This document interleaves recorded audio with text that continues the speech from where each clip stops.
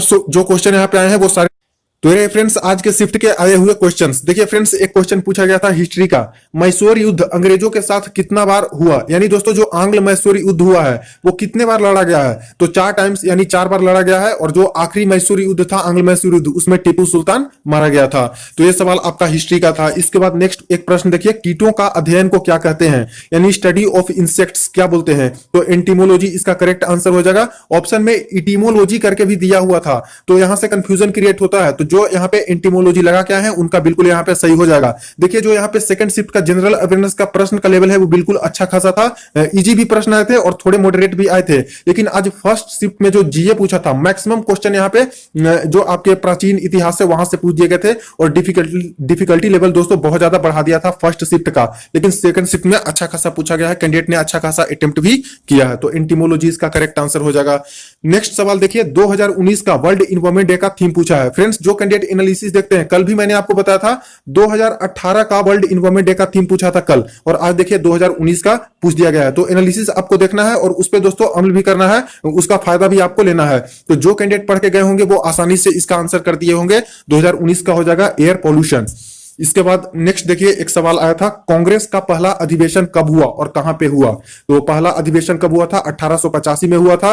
एओ Hume की अध्यक्षता में यहां पे बनाई गई थी इंडियन नेशनल कांग्रेस। ये भी सवाल आ चुका है आपके कल ही के शिफ्ट में, और बंबई में यहाँ पे पहला अधिवेशन हुआ था। तो अधिवेशन से भी आप लोग पढ़ के जाइएगा, आगे आने वाले शिफ्ट में और भी पूछा जा सकता है इंडियन नेशनल कांग्रेस के अधिवेशन से। देखिए फ्रेंड्स एक प्रश्न आया था, डॉक्ट्राइन ऑफ लैप्स किसके द्वारा शुरू की गई थी, तो लॉर्ड डलहौजी ने शुरू किया था दोस्तों। व्यापकता का सिद्धांत एक होता है, वो लॉर्ड डलहौजी ने शुरू की थी। तो ये भी आपका एक सवाल आया था। नेक्स्ट एक प्रश्न था फ्रेंड्स पॉलिटी से, देखिए मौलिक अधिकार कौन सा भाग में है, यानी फंडामेंटल राइट्स हैं, वो किस पार्ट में आते हैं, तो पार्ट 3 में है फंडामेंटल राइट्स। नेक्स्ट एक सवाल आया था, 2019 में कौन सा 2 देश है, कौन सा 2 कंट्री है जो कि मलेरिया मुक्त हो गया है, तो ये भी सवाल आपका आ गया है फ्रेंड्स, और इसका करेक्ट आंसर हो जाएगा अल्जीरिया और लेसेथो। जो 2 अफ्रीकी कंट्री है वो मलेरिया मुक्त हो चुका है 2019 में। बाकी वहां पे ऑप्शन में दिए गए थे, ऑप्शन तो कैंडिडेट द्वारा शेयर नहीं किए गए हैं, ऑप्शन के अकॉर्डिंग आपको करेक्ट करने थे। वैसे दोस्तों मैंने जहां तक सर्च किया है अल्जीरिया और लेसेथो ही आंसर आ रहे हैं, बाकी आप लोग कमेंट में जरूर बता दीजिएगा। नेक्स्ट एक सवाल आया था केमिस्ट्री का, और केमिस्ट्री का कुछ इस प्रकार का सवाल था, लाइम वाटर किसके साथ मिलाने पर मिल्की हो जाएगा। 4 ऑप्शन वहां पे दिए गए थे, वहां पे आपको सिलेक्ट करने थे कि पोटेशियम हाइड्रोक्साइड, उस तरह से ऑप्शन वहां पे दिया गया था। तो लाइम वाटर मिल्की कब हो जाएगा, किसको मिलाने से, इस सवाल था। एक प्रश्न पूछा गया था दोस्तों फॉरेस्ट से, परसेंटेज ऑफ फॉरेस्ट, यानी भारत में कितने परसेंट वन है, और लेटेस्ट डेटा यहां पे पूछा था। एक तो पहले का डेटा है कि 21% है, लेकिन अभी बढ़ चुका है, 24.56 के आसपास हो चुका है। तो वहां पे ऑप्शन में आपको लगाने थे 24 पॉइंट कुछ भी था, 2 24 पॉइंट करके ऑप्शन था, तो वहां पे करेक्ट आपको लगाना था। तो इतना क्लोज भी दोस्तों डेटा देके पूछ रहा है। इसके बाद नेक्स्ट एक सवाल पूछा था फ्रेंड्स डॉरी एक्ट से, देखिए डॉरी एक्ट इंडिया में कब लागू हुआ था, तो 1961 में यहाँ पे डॉरी एक्ट लागू हुआ था।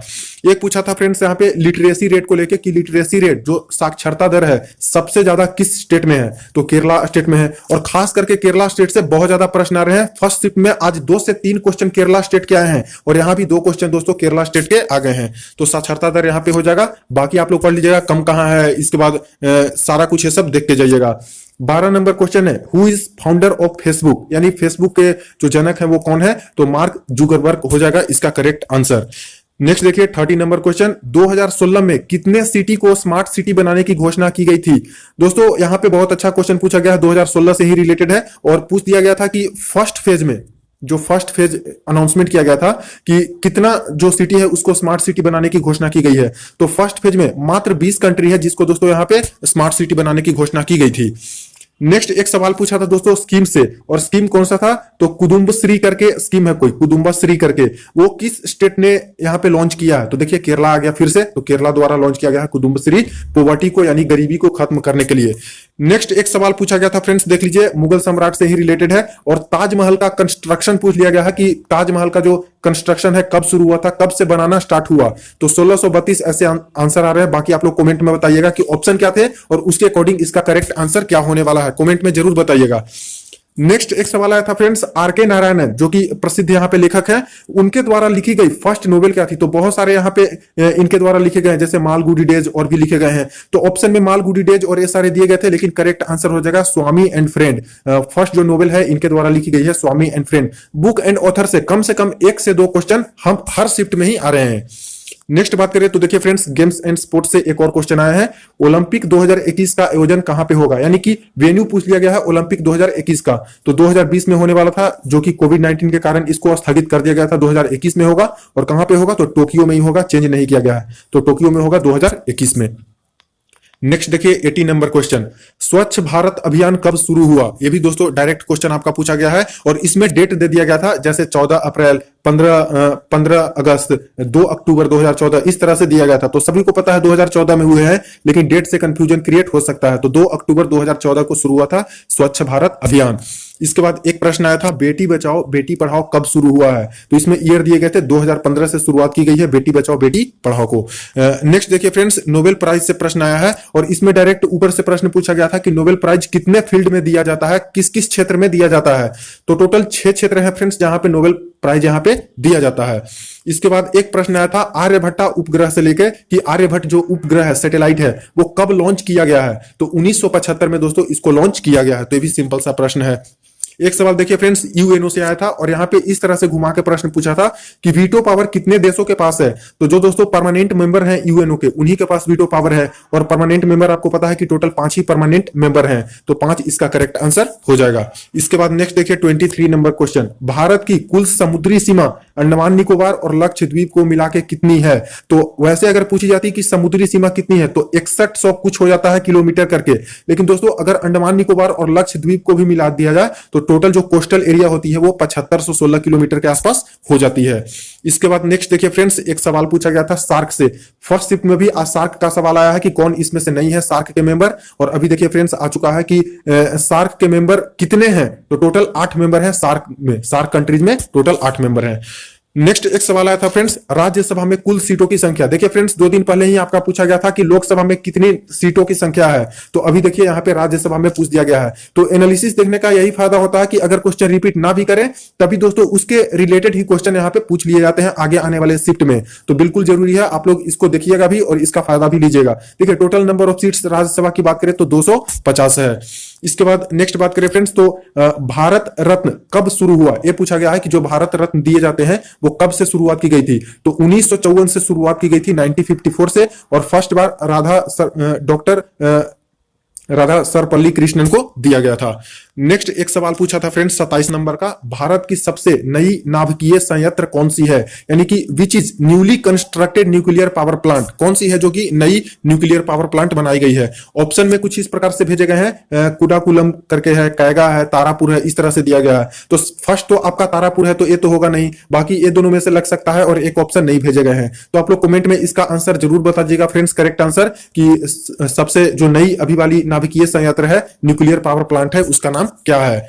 नेक्स्ट एक सवाल पूछा था फिजिक्स से, और देखिए साइंस से दोस्तों बहुत कम प्रश्न आ रहे हैं, लगभग 4 से 5 क्वेश्चन ही साइंस के आ रहे हैं, और फर्स्ट शिफ्ट में वही 6 के आसपास क्वेश्चन आया था। तो साइंस का वेटेज कम है, और स्टैटिक जीके वाला दोस्तों बहुत ज्यादा है, उसमें से भी हिस्ट्री का थोड़ा ज्यादा पोर्शन पूछ लिया जा रहा है। करेंट अफेयर से बात करें तो वही 7 से लेकर 10 क्वेश्चन करेंट अफेयर के पूछ रहे हैं। देखिए एसआई यूनिट ऑफ फोर्स सबको पता होगा, न्यूटन हो जाएगा इसका करेक्ट आंसर। एक क्वेश्चन आया था 28 अक्टूबर 1997 को सैटरडे है, तो 28 अक्टूबर 2008 को कौन सा दिन होगा? देखिए फ्रेंड्स अभी कैलेंडर के भी प्रश्न आने शुरू हो चुके हैं, रीजनिंग में जो कैलेंडर आप लोग पढ़ते हो वहां से भी प्रश्न आया है। एक प्रश्न आ चुका है कि 28 अक्टूबर 1997 को अगर शनिवार है तो 28 अक्टूबर 2008 को कौन सा दिन होगा? इसको सोल्व करके आप लोग करेक्ट आंसर कमेंट सेक्शन में बताइए।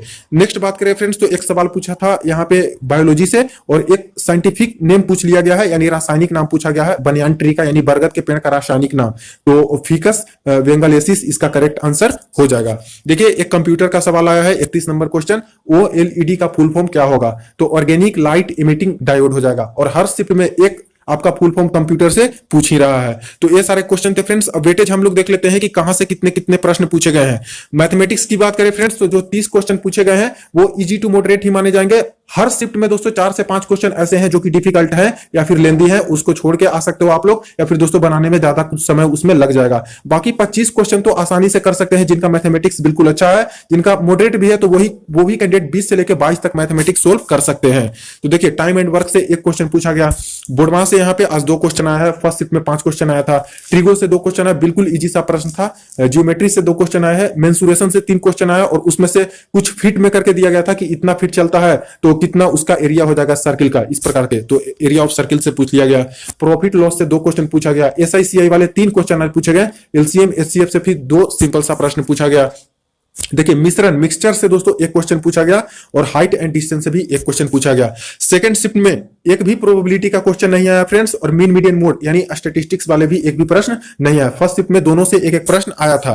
देखिए, रीजनिंग की बात कर लें तो रीजनिंग में भी आईजीटी दोस्तों 30 क्वेश्चन पूछे जा रहे हैं और इसमें से कैंडिडेट 22 से लेकर 24 तक रीजनिंग कर सकते हैं। जिनका बहुत अच्छा है 24-25 भी कर सकते हैं, नहीं तो 22 तक आसानी से कर सकते हो। देखिए, वेन डायग्राम से दोस्तों 1 क्वेश्चन पूछा गया, इस प्रकार का था, क्रिकेट था, स्पोर्ट्स था और कॉकरोच था, इस प्रकार का वेन डायग्राम था। सीरीज बात करें 3 क्वेश्चन पूछा गया है, मिसिंग नंबर से भी 2 क्वेश्चन था, कोडिंग डिकोडिंग से 2 क्वेश्चन पूछे गए हैं, ब्लड रिलेशन से मात्र 1 क्वेश्चन यहां पे आया है, सिलोजिज्म से भी 2 क्वेश्चन आया, कथन निष्कर्ष वाले।